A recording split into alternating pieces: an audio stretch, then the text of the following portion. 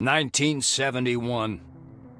We woke up in a different world, where the Cold War ended along with the Vietnam carnage. All because of the Dome. The Dome. A territory full of anomalous artifacts, phenomena, and organisms. We still don't know what it is. An alien city? Some kind of a testing ground or storage? Whatever it is, no living thing trapped under the Dome can escape it. Yet even this did not stop the research. The major powers created the Cronus Megacorporation to develop and explore the Dome. Its secrets became a lucrative business. The Spire station was built on top of the Dome to export the artifacts and import supplies and personnel. The city of Crystal Sands grew at the foot of the Dome, eventually becoming a major transportation hub. All this required thousands of employees, and there was no shortage of candidates. Romantics, pragmatists, and adventurers of all trades swarmed recruiting centers around the globe, seeking jobs at Cronus. You were one of those people. In 1976, your application was approved, and you went under the Dome towards the future. Whether a good one or a bad one, only time will tell. A guy wearing thick spectacles thrusts out a sweaty hand. Monty James, Silverwing. He glances down at your badge. Ah, it's you. I found your file extremely interesting, and your CV, wonderful. Inspiring, really. When I had the opportunity to look over the files of my future colleagues, I couldn't resist. I don't want to sound boastful, but silver-level clearance has its advantages. Monty winks. Monty makes a ring with his thumb and forefinger. You were number 63,784 on the waiting list, but you were lucky enough to get into the Dome after only 16 months. Besides that, zero, nada, absolutely nothing. You're a dark horse for both the Foundation and myself. How exactly did you end up in this wing? The silver shakes your hand for some reason. In that case, I congratulate you heartily. You made the right choice. There are enough miracles here for 100 doctorate theses. An uncomfortable silence rises between you, and Monty abruptly changes the subject. He taps the narrow illuminator panel with one finger. Look, there's a storm rising. The lightning is strange. Green. Should lightning be green? This is my first sandstorm. The orange is dressed in a new jumpsuit. The shiny badge on his chest reads, Quentin Bisley, Laborer. He's side-eyeing the screen skeptically. Despite his tired, grim expression, his gaze is open and friendly. However, the general impression is unmistakable. There's something frightening about Bisley. Quentin raises his hands to examine the devices. They call them humane handcuffs. How about that? Truth is, there ain't nothing humane about them. They zap you real hard the moment you get your hands on a gun. But they sure look nice. Bisley lowers his hands again and smirks. The orange's face stretches into a broad smile, baring his dentures to the world. Like everyone, duh. In a black car, under guard. There's other guys, too. The ones who go through the front door. He nods at the black-winged woman beside him. Her nose wrinkles in displeasure, but she says nothing. A tall woman is watching an ad playing on the monitor, arms crossed. The polished-to-a-shine badge on her black overalls reads, Elsa Olafson, Security Service. She glances at you and offers her hand in a businesslike manner. Greetings. Please take all necessary precautions. By that I mean, don't turn your back on him. Elsa nods at the orange. I just follow orders. Even if his crime was embezzlement, I have to keep him cuffed. Those are the rules. Olafson shrugs in a sharp, mechanical way, as if racking the slide of an assault rifle. Our friends from the administration didn't deign to inform me about this man's record. Could be I'm escorting a serial killer. It's corporate policy, you know. She gives the silver a vengeful look. A man with a mustache and a blue jumpsuit is standing at the window, studying the construction site below through the occasional break in the clouds. His badge reads Igor Patan, planner. The blue taps on the glass with one finger and gestures you to come and take a look. Seems like he doesn't speak English. Using sign language, mimicry, and all of your artistic talent, you're able to communicate with the planner. Once he's sure you're watching, Patanin points up in the direction of Spire Station, from which you departed a few minutes ago. He sketches the outline of the station on a broad, foggy section of glass. Once he's finished, the blue turns to you with a delighted expression. The blue begins to mark up his diagram with a series of footnotes and numbers. Turns out the station's ring diameter is a bit more than 1,500 meters. Its height above the dome is 317 meters, and the total height of the spire, including the loading docks, is nearly 720 meters. With a series of confident strokes, the planner delineates the capsule's movement scheme, drivetrain, and massive hydraulic brakes on the glass. This time, Igor is quite laconic. He pauses, then confidently writes cargo and personnel in block letters, and draws an arrow pointing downward. Beside it, he writes relics, and draws an arrow pointing up. His R is turned back to front. The engineer stops you with a gesture, and after rummaging through his pockets, offers you a small candy. There is a picture of a crayfish on the white wrapper. Is this candy crayfish flavored? It's surprisingly spongy and tooth-achingly sweet. You can only wonder what it has to do with crayfish. The thin, pale young woman is sitting at the window, leaning against the illuminator. The glass is slightly fogged with her breath. She turns to you. Her shiny badge reads Tomoko Kimura, physiologist. We've crossed the border. No way back now. Even traveling by the funicular wasn't so thrilling. The white presses small hands to her blushing cheeks. You were thinking, why have no children been born under the dome? I've got a working hypothesis, but I'm not ready to share it yet. She says softly, as if answering a question you didn't ask. Kimura peers through the glass in the direction you indicate. Oh, that's the aircraft that crashed into the dome during the first expedition. I believe that's a wing fragment, and there's some white canvas. What do you think that is? Maybe a parachute? The white shakes her head, bewildered. I just can't believe it. It's all true. We're on our way to meet the future. Kimura shoots you a surprised look. You're familiar with the details of the briefing, right? To put it simply, the dome is a selectively permeable environment. The white draws an invisible hemisphere in the air. Inorganic objects may exit the dome without difficulty, but any living creature dies if transported back to the outside world. That's why we're all stuck here for an indefinite period of time. Kimura listens without interrupting, as if considering your every word. It's quite possible. I would like to set up an experiment to test this in practice. She cuts off, abruptly. You exchange glances with the rapidly blushing Kimura.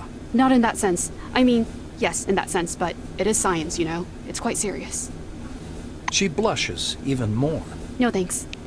Stopping by the door's porthole, you watch as the ground slowly approaches. It looks brown-black through the tinted glass and smoky blue at the horizon. It almost seems like the clouds are pulling apart there. You scan the desert for any sign of the anomalies you've heard so much about. A flat, dark form hangs in the air above the horizon. It vaguely resembles a mushroom cloud, but with a much denser structure. In the distance, you can also see a strange, apparently man-made wall rising from the sand. All the radio ads and TV shows were telling the truth. This place really was made for those who place their trust in science. Just as you're about to move away from the window, you notice a whirlwind beginning to form above the ochre plain. The gathering storm drifts unhurriedly above the desert, a crown of green lightning flashing at its core. Clearly no ordinary weather phenomenon. It must be one of those anomalies. You freeze by the window, unable to avert your gaze.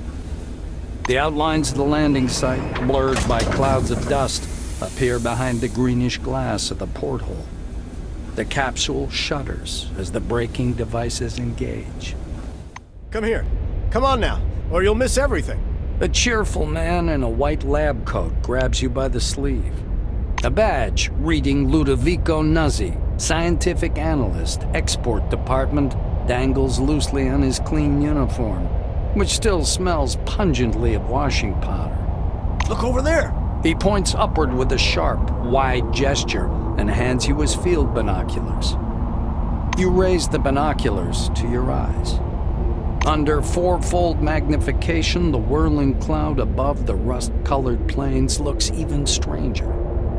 Its core glows with flickering green light and flashes rhythmically, and that rhythm seems to form a complicated pattern. Nuzzi bends close to your ear. Fascinating. Do you want me to bring some filters? If we intercept the red and blue spectrums, we'll see something amazing. It's like a signal, some kind of message. I don't know. Ludovico laughs unnervingly and snatches the binoculars from your hands. With the binoculars raised to his eyes, he minutely adjusts the focus. It's a massive whirlwind north of Concord, and not merely some desert sandstorm. That's an anomaly. I hope it lasts long enough for me to make a proper observation. The scientist looks blankly at you, then down at his lab coat. Ah, this? This? He lets out a blaring laugh. Ludovico points at the building behind him. I work in Concord Station, categorizing relics. My job is to classify them by rarity. Then the blues package them, silvers issue the documentation, and oranges move them to the cargo capsule. Just like the one you arrived in. Nuzzi points upward. Then the capsule takes the relics way up there, all the way to the spire, then to Crystal Sands by the funicular. They get auctioned off and turned into money. It's not like I endorse this, but we all like ourselves a good paycheck, right? He offers you his binoculars once again. Do you want to have a look at the spire? It's amazing. But then you can look at the spire anytime. Now that sandstorm, that's what's truly amazing. Nuzzi looks from you to the capsule and to the landing terminal entrance. He flings his arms up. Oh, mi scusi! Excuse me, I'm so sorry. You'd better get going or you'll be late for check-in. Your colleagues are already inside, and the storm is growing stronger. Yeah, the storm is growing stronger. The White mutters in fascination, eyes glued to his binoculars, which is fixed on the spinning whirl of clouds.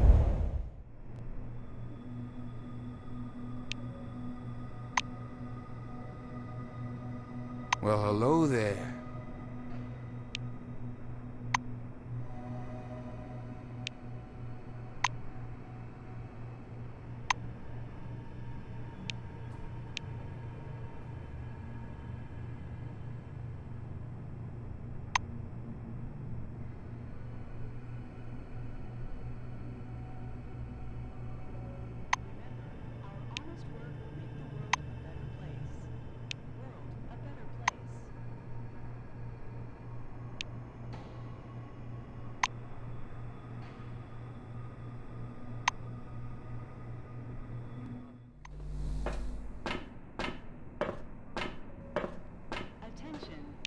Howdy. Please handle relics carefully. In case of damage, your life will be forfeit.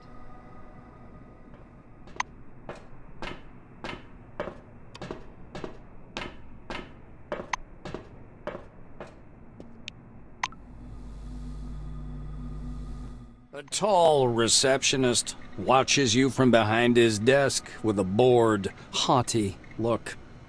He waves impatiently at you to approach. The employee glances at you indifferently, His upper lip is ever so slightly curled in contempt. All new employees must register first thing. Come up to the desk, please. The nameplate on the desk tells you you're talking with Dean Rayhet, administrator. The administrator slaps himself on the forehead. Ah, I almost forgot the regulation pre-registration greeting. Just a second. Rayhet produces a reel-to-reel tape recorder from beneath the desk, rewinds the tape to the beginning, and presses play. The speakers explode with a harsh, crackling sound, over which the tick-tick of a metronome slowly grows louder. Solemn music begins to play, and the administrator's face takes on a serious expression. Dear employee, on behalf of the Cronus Foundation, I, Administrator Dean Rayhet, welcome you to your new life under the dome. The administrator clears his throat and continues. By joining our company, you choose the path of science and progress. You are among mankind's best, and we ask that you live up to this. Dean squints down at the monitor. Deserve this title. Do your job honestly. Obey the law. Respect your colleagues and... The music fades, and the administrator finishes his speech. And together we will build the best possible future for all mankind. Dean puts the tape recorder away. Now that we're done with the official greeting, I'll register you and upgrade your Selectron. Okay? The committee ads didn't lie. The interior of Concord Station looks just like the glossy brochure. The high ceiling is finished with matte light panels. The floor is slightly scratched, but nevertheless washed to a mirror finish. Lights gleam soothingly. It's clean, cozy, and bright. Dean stabs impatiently at the terminal keyboard. Name and age, please. Dean's hands hover over the keyboard. He gives you a nod. You spell out your first and last names and specify your wing, profession, and test results. The administrator's fingers fly across the keyboard as he enters your information into the Cronus database. Rayhet scans the computer screen. So your position in the waiting list was 63,784. You've been assigned to Magellan Station. A special bus will bring you there after a series of briefings. Please pass me your Selectron so I can update the firmware. Dean snaps the docking port of your pass to a recess in the casing of his computer. The administrator returns your Selectron. Cronus was founded as a society of scientists and military professionals. White Wingers have special privileges at most of the original locations built in 71 and 72. And there are still purely white zones in Magellan, too. Limited access laboratories, operating rooms, the morgue, warehouses, some parts of the reactor. I think you'll like it. Dean continues. All new employees have a short list of tasks to perform on arrival. Do you want to hear all the details or just the short version? Rayhet nods and points at the ceiling. First, you need a set of combat gear. Talk to Sidney Maynard, he'll give you everything. Dean extends his second finger. Second, weapons. Ms. Margarita Takachenko is the clerk at the Armory. After she dispenses your firearm, you'll need to head to the training zone for a brief weapons handling exam. The administrator straightens his third finger. According to the latest regulations, all employees must attend a briefing on psi abilities. Apply to instructor Andriy Mihai. Dean extends his fourth finger and looks at you meaningfully. Did I tell you about the combat and tactical training? The fourth step is to visit instructor Winston Botherby. And finally, science is the overarching purpose behind everything we do here. Go to Professor Van Alden to learn how to study relics, avoid anomalies, and catalog scientific knowledge. This training is mandatory for all wings, not just white. Dean finishes. Dean catches himself. Oh, and when you're done with your trainings, proceed to the waiting room. From there, you'll travel to Magellan by bus. The administrator looks up at you again. That is all. He reaches for the tape recorder, but thinks better of it. Protocol calls for a little welcoming preamble, but dash it all, that's nonsense. Welcome to Concord Station. As he's about to turn away, Dean suddenly remembers something. Oh yes, I sent your mail to your Kairos. Check your new messages. Well, that's all, I think.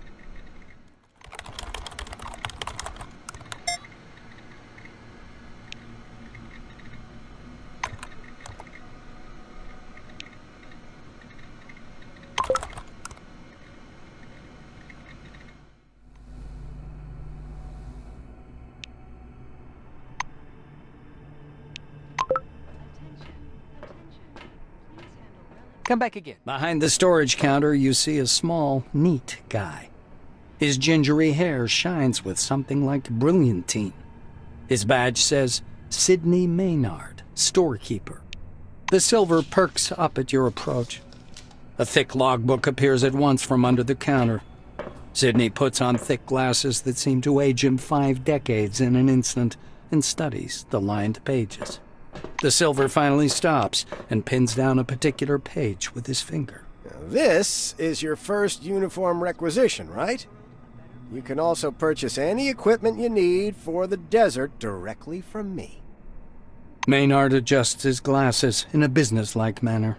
And before I give you the uniform, please listen to these short instructions. Sidney fiddles with his hairstyle. So, I'm not going to sugarcoat it. Life under the dome can be dangerous. You may get shot, spill acid on yourself, get electrocuted, or suffer the effects of a dangerous anomaly. You may also freeze to death or get fried. That's why it's important to wear protective equipment when traveling outdoors. Of course, in hazardous situations, the equipment will get damaged, and the more it's damaged, the more often one has to repair it. The silver steps back from his counter to indicate the repair kit boxes piled in the back of the warehouse. He points back at the shelves behind him. We've got repair kits for this gear. There are Blue Wing specialists ready to help you at any large base, of course, but they're not always available. So, you'd better learn how to use repair kits and workbenches on your own. It's a useful skill. Sidney rests the logbook on the desk. That's all the instructions. Now, I'm going to issue your uniform. The silver disappears into the back for a while and returns with a small package. Unfolding the package, Maynard shows you a brand spanking new uniform. Sidney proudly shakes out a bright white jacket. It more resembles a thick mantle than a lab coat. Look, this is the most advanced clothing under the dome. It protects from acid, aggressive fauna, and radiation. Not very effectively, though. Don't expect miracles. He raises a finger. One more important thing. In accordance with Order 16-225, helmets and gloves are not issued, but they're available for purchase from me. Please bear in mind that a full set includes headgear or a mask, jacket, trousers, gloves, and boots. Sidney hands you the package. Here's your uniform. Enjoy! An engineer in a bright blue jacket is tinkering with the door lock, cursing under his breath non-stop. Blowing a curly strand of hair off his forehead, he turns to you. You're a newcomer, right? It's a straight-up open house here today. He offers you his hand. According to his badge, this is Maxim Penkovsky, technician. The technician slaps the door with one hand. You have to wait until I'm done. Some orange jammed up the lock with chewing gum just for a laugh. They're like animals, those oranges, marking their territory. If you ask me, they're too gracious about those bastards in Crystal Sands. Penkovsky grunts angrily. I wish I could. I'm gonna have to disassemble, clean, and reassemble it to get it working. It's work I don't need, and all thanks to some idiot. Maxime extracts a thin, sharp, precision probe from behind his ear and dangles it in front of you. Though there's another way. You want to learn something about picking locks? It's a useful skill in all sorts of situations. He looks at you expectantly. The Blue's getting excited. All right, looky here. Penkovsky presses his pick lock, and an odd device resembling a hybrid of a screwdriver and a can opener into your hand. Using a mechanical pick lock is easy peasy, no special skill required. They wear out after a few locks, while the old-fashioned kind is another thing entirely. Cheap, one use, but one has to know how to use it right. That's a tool for a master. Maxime takes out another pick lock and crouches by the door. He gives you a quick lesson on how to pick a lock. By the way, you can carry your tools in your belt. It's much handier to have them right there. Penkovsky shows you his utility belt, where he keeps all kinds of tools and gadgets. Actually, finding tools under the dome is no problem at all. There are even devices for hacking terminals and so on. Maxime hoists up his belt. The blue solemnly raises his index finger. And one more thing. Always use brand name stuff if you can. Groovy produces good kits. Modus and Supercolor do too. They've all got fat contracts with Cronus, so they care about quality. He looks at the door again. Damn these locks. Though I'd rather be doing this than fixing hab pods. Those are a real pain in the ass. Penkovsky gives you a patronizing look. Because they're poorly made, warped from the heat, and the filters aren't worth a damn. The modules were constructed by marketing managers, not engineers. Building a city in the desert was also their idea. This project is all about PR. Cronus wants to show the world how tough they are. A lean silver with thick black hair and a huge cigar clamped in his teeth is sitting in front of you. As you approach, he flashes a sly grin and slowly raises an outstretched hand above the table. Something really weird happens. All the paper clips, pencils, scattered toothpicks, and bits of trash float up from the table and hang in the air. The silver badge reading Andrei Mihai, Science Instructor, floats up as well. Here for the briefing, huh? Shall we get to it? He takes the cigar out of his mouth and exhales a lush cloud of smoke. The silver props his elbows on the table. Anyway, here's the deal. It's more profitable for people with a high psyche to study psionics. Give me your hand. Not waiting for an answer, he grabs your hand with strong, dark fingers. Andrei gropes your hand with an expression of fierce concentration. So, do you practice? Bells, bulbs, brushing mugs off the table, huh? The silver takes a thin glove covered in talc from his desk and passes it to you. Look, a glove, right? But it isn't just a glove. This is an ooh mama hold me tight glove. It takes energy from your noggin, your psyche, and pew, concentrates it. He counts off on his fingers. Learn psionics. Put on the glove.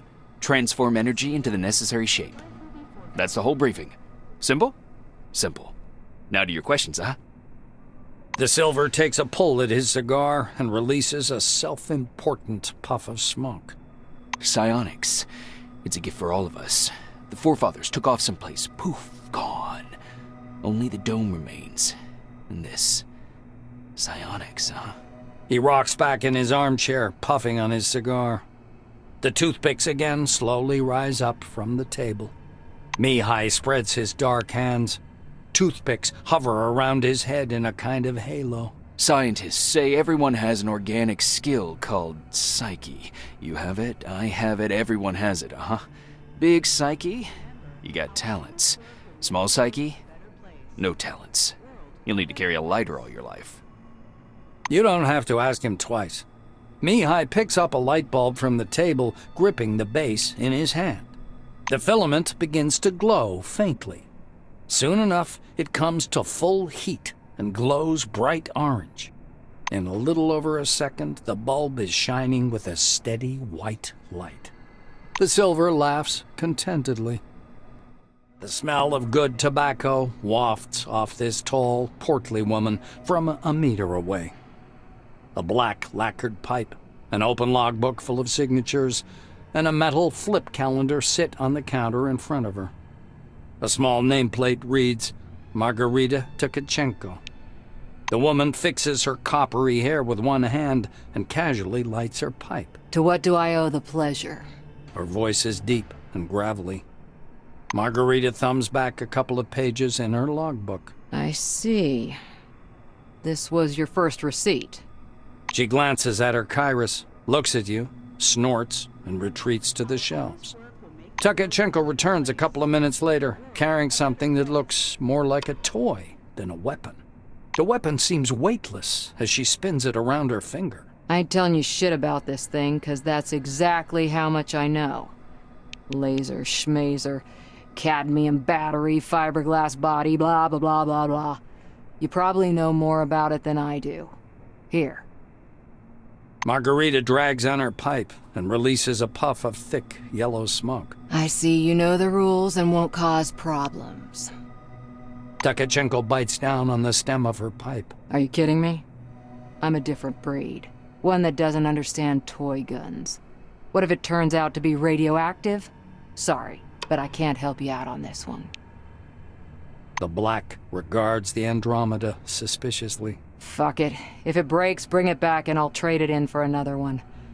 There was a little cloth in the box it came in for cleaning the lens. That's all I know. The armorer shrugs, puffing indifferently on her pipe. It's the least I could do. We have a requisition list from the Silvers. For free, you receive only rubbish. If you want the real deal, check out the weaponry shop. Or me.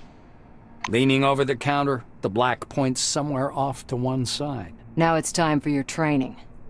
Botherby is already waiting for you by the big gate. He's a bit dotty, but a good man nonetheless. But before the training zone, go see that wizard guy with his toothpicks. Be careful around him, though. Don't let him pitch you a line. Psychic my ass. She winces in disgust. Hiya.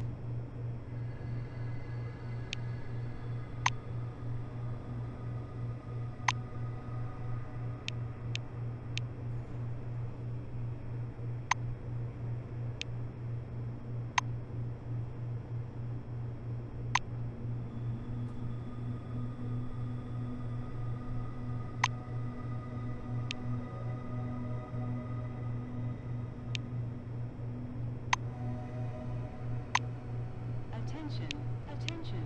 Please handle relics carefully. In case of damage, your life will be forfeit.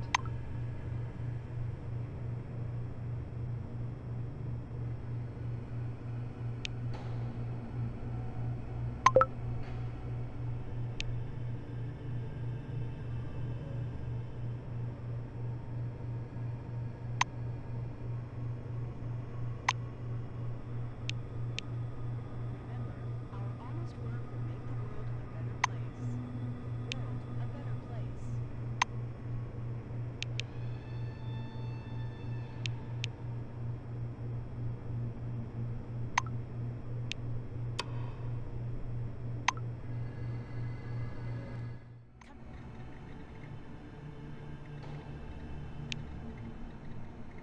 I'm listening. This is the dome from the inside with me, Victoria LeGrand. As you can see, there are endless solar panels in the western region. The sun reflects blindingly from the sun, and the air is as dry as a nun's gusset. What an inhospitable wilderness, you'll say. And I fully agree with you. But what if I told you that me and you'd be lying by a swimming pool, sipping a margarita right on this spot? Sounds like a sci-fi. A middle-aged Black is sitting behind the counter with his hands in his lap. The buttons and zippers on his uniform are polished to a shine, and even his badge, Winston Botherby, Instructor, has been buffed so much it hurts to look at it. Botherby frowns as you approach. Your first act is being late for the briefing. You going to be late for your funeral as well? The Black looks you over. Yes, I see the weapon received checkmark. Looks like you are fully prepared to disappoint me. You are prepared, right, employee? Botherby leans over the counter and directs you to the doors. Behind this door is a combat simulation computer. Launch it and begin your course. He raises his index finger. The conditions in the training zone closely simulate those one would experience in the field. Your goal is to avoid getting lost and dying of dehydration. And try to aim the barrel away from yourself when shooting. Pulling a notepad from his pocket, the instructor jots down your name. Your goal is to hit 3 targets. I'm going to monitor you and advise as necessary. And try not to burst into tears. That's all. Go ahead. Make it quick.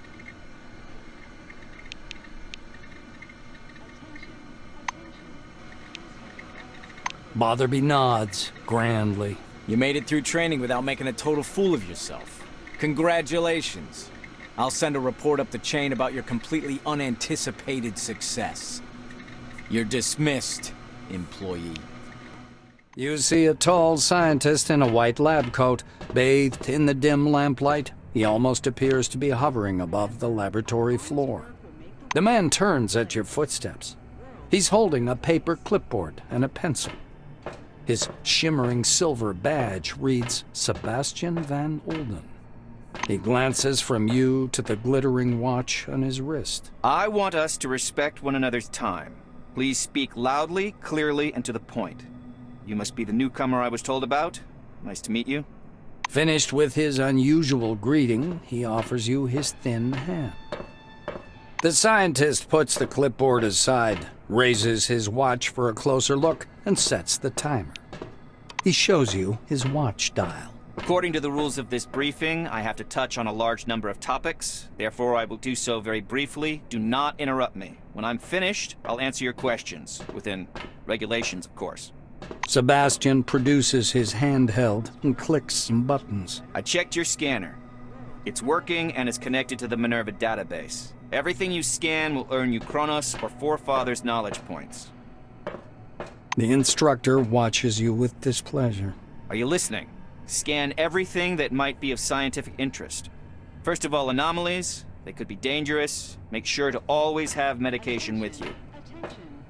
He places a canvas pouch in your hand. This pouch is full of bolts. You can temporarily discharge an anomaly by throwing a bolt into it. It's primitive, but reliable.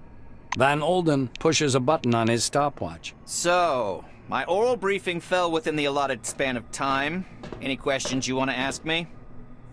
Sebastian snorts skeptically. Oh, great. You're even ignorant of the basics. Minerva is a mainframe located at Magellan Base, where you'll be going soon, by the way. The Minerva disk stores the database containing every piece of information about the Dome and the company's employees. It is thanks to this scanning that the database is constantly updated. Are you ready for the second part of the briefing, or do you have any more questions? The instructor looks at his chronometer again. The White scowls in annoyance. Do you know anything at all? What did you come under the Dome for anyway? You get knowledge points for scanning objects. For scanning anomalies and relics, you receive Forefather points. Scanning the company's property and employees, living or dead, earns you Kronos knowledge points. He explains with a sagacious expression. You can exchange knowledge points for medication and equipment as part of the volunteer research program. Are you ready for the next part? The clock is ticking. The instructor taps his watch meaningfully.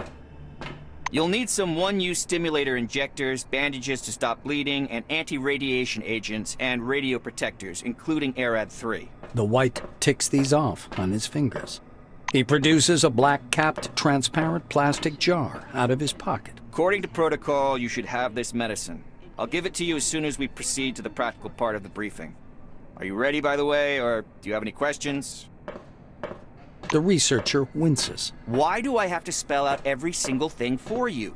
Take a bolt, throw it at the anomaly, and it goes off. Any more questions? Sebastian pulls a scanner from his pocket. I will demonstrate this only once. To switch on the scanner, press the button on the right side of the manipulator housing. The scanning beam is narrow. It's intended to focus on one object at a time. Van Olden turns on the scanner and continues. My advice is to scan anything that might be of scientific or statistical interest. Relics, Forefathers objects, automatic doors, vehicles, vending machines, deceased employees. He turns the screen so you can see it. The scanner automatically transmits data to the Minerva system, and you receive knowledge points. Do you have any questions, or can we proceed to the practical part of our briefing? The scientist glances at his watch again. You're within the time limit for questions. The next step is training in the artificial ecozone. He rests one finger on the button in preparation to start the timer. You're going to go downstairs and scan relics. I will be monitoring your progress. Please note there are several radioactive anomalies in the ecozone. These are the same conditions you'll be working in the field. Radioactive zones and relics are quite common under the Dome. He smoothly extracts a jar of yellow pills from his pocket. Here's your ARAD-3. And one more thing. Just a moment. Sebastian meets you on the platform. Your finishing time is within the acceptable range. He clicks the stopwatch button, fixing the result time. The scientist turns back to his notes. Not bad. One question. You observed several anomalies while scanning. Why do you think they appeared? I'd like to hear your opinion. The scientist assumes a superior expression. I knew you'd come up with something like that. I see you understand nothing about the nature of anomalies. So let me add a couple of points. He glances at the shimmering blue light in the eco-zone. The truth is, we don't know the precise reason for these phenomenon either. We actually know nothing, no matter how much we try to convince ourselves otherwise. Sebastian points a thin finger at the clustered lightning. I personally believe that the anomalies are the dome's security mechanism. The ones you saw are relatively harmless, but there are different anomalies in the desert, phenomenon that toy with the human mind. Van Olden clasps his hands behind his back. I know you don't care, but I'll say it anyway. Scientists today are required to be wonder workers who can heal cancer with a wave of their hand and solve the secrets of the universe during their coffee break.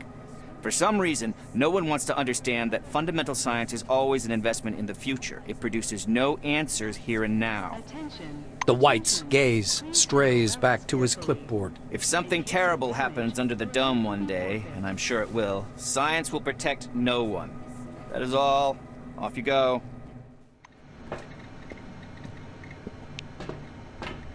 Glad to meet you.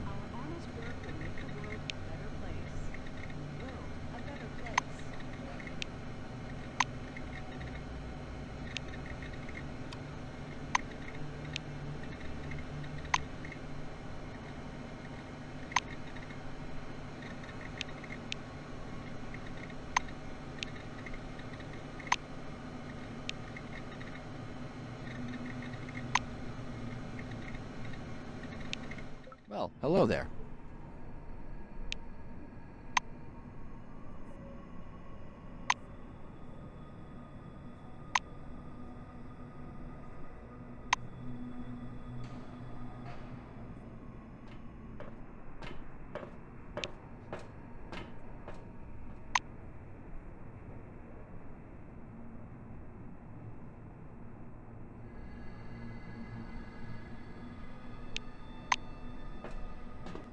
Glad to meet you. In case of damage, your life will be forfeit.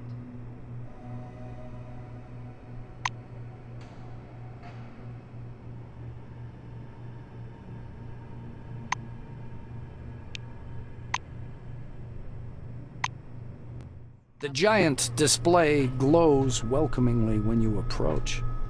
A red light comes on under the screen's steel hood. The camera is switched on.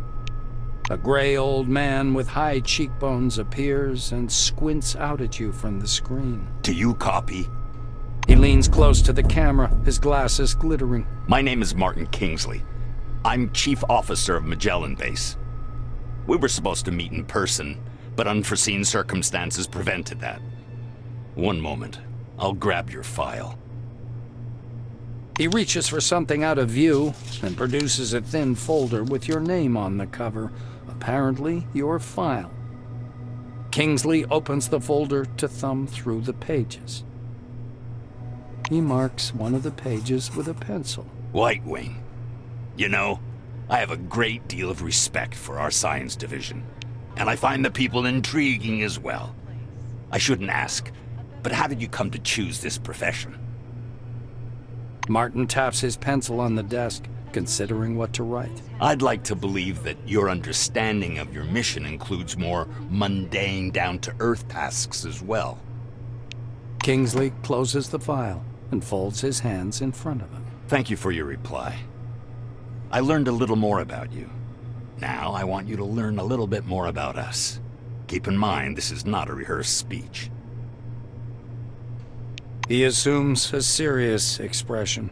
When the dome was discovered in 1971, it became a scientific and media sensation, a worldwide phenomenon, and likely the most significant discovery in the history of mankind.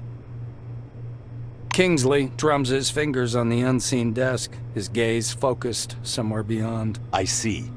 You were enticed here by radio advertising, telefilms, and all those interviews, billboards at every turn. Cronus wants the world to see the dome as a stage where something merry and fascinating is going on. But now that you're actually here, I want you to see the real picture. You can't make out his eyes behind the glare on his spectacles, but he seems to be staring directly at you. Here's the truth. Nobody was waiting for us inside the dome. It's neither a treasury of technologies nor a cemetery of the ancients. Perhaps what we're doing now is defusing the world's most complicated bomb. Will our mission thrive? I believe so. If we work together and everybody does their part. He looks back at your file. I say, do what must be done. Because that's what the concept of the 5 wings is all about. Kingsley points at the camera. You're from White Wing, and everybody else, even I myself, is working to allow you to do your part. But the inverse is also true. People are eagerly waiting for your results, discoveries, brilliant solutions to intractable problems. Some progress to justify all the catastrophes and tragedies that happen here under the dome. Putting the folder aside, he sits back and stares at you in silence. It gets so quiet that the ticking of a clock can be heard through the speakers. Kingsley sighs quietly. You were probably waiting for some boilerplate welcome speech, but I prefer to talk about real-world problems. Glad to meet you. Martin nods slowly. I apologize once again for this long-distance meeting. Now, as we don't have much time, I'd like to get to the point. I'm sure you're curious why you were taking off the bus to Magellan and brought here instead. He moves closer to the camera. I'm going to show you a short video. Please pay attention. Kingsley's face freezes on screen. I have an urgent mission for an employee of your background and qualifications. I'd have assigned someone from Magellan, but I'm short on personnel. That's why it has to be a newcomer. I apologize again for the rush, but it seems I have no choice. Martin noisily clears his throat. Maybe you've heard about Nashville Base. While preparing the materials for this mission, I came across a short documentary film about the complex. I think you should watch it. The speakers produce a hollow click. Purple, gray, and black spots flicker on the screen. A blurred title, The Cronus Archive 1971 to 1974, was used in the production of this recording, appears at the bottom. The shadow of an airplane flies across a faded yellow desert. A cheery voice fills the room. Every day, our researchers uncover more and more of the dome's secrets. There is no doubt the underground structures, so-called objects, are organized according to some pattern.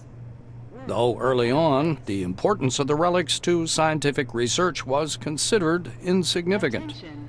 The desert dims into the black of a chalkboard. White lines drawn by an invisible hand begin to sketch a schematic of the dome. The narrator continues. By 1972, however, many important discoveries had come to light in a period of only a few months, and the construction of stationary research bases adjacent to the more promising objects began. Personnel moved into Ankara in May of 1972, and within half a year, Boston and Dessau were also brought into service, though the biggest discovery was yet to come. The picture changes to a chasm suffused with electric light, people bustling about everywhere. The speaker's voice seems to come from a distance. In November of 1973, a massive network of underground caves and a structure of hitherto unseen complexity was discovered in Sector C-12. Soon afterwards, the construction of C-12 Nashville began. The camera glides through dim caverns as the silhouettes of bizarre mechanisms emerge. Metal structures loom up from the dark, surrounded by earth-moving machines and exhausted miners wearing orange jumpsuits. The speaker continues. C-12 Nashville is an innovative research complex located atop the primary relic mining location. The complexity of this object is unique. Communications. The film abruptly cuts out, and Kingsley's face reappears. The rest of this information is classified. Hopefully you get the main idea. Nashville is a very special place, requiring people with both special qualifications and special clearance level, though yours will do for your task. Martin adjusts his glasses. So, the task. Nashville base stopped transmitting and receiving signals yesterday evening. A reconnaissance group was sent out earlier today, but we haven't heard anything from them yet either. The chief officer rubs his forehead. Normally, I would never give this task to a newcomer like yourself, but I just don't have enough people. He looks down at the documents again. Furthermore, the group was lacking someone with your specialization. It has been reported that nearby anomalous zones are unusually active.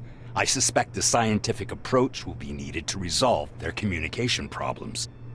Kingsley is looking into the camera once more. Your task is to get to Nashville, figure out whatever's behind the communication problem, get in touch with the group, and work with them to solve the problem. The chief officer carefully returns the documents to the folder. You notice his hands tremble slightly. Go downstairs. The truck must be waiting for you in storage. This task is urgent, but a small delay is acceptable if there's anything you need to settle here first. That is all. Any questions? Kingsley's hand reaches toward the camera. Great to hear. Take care of yourself. I'll talk to you later.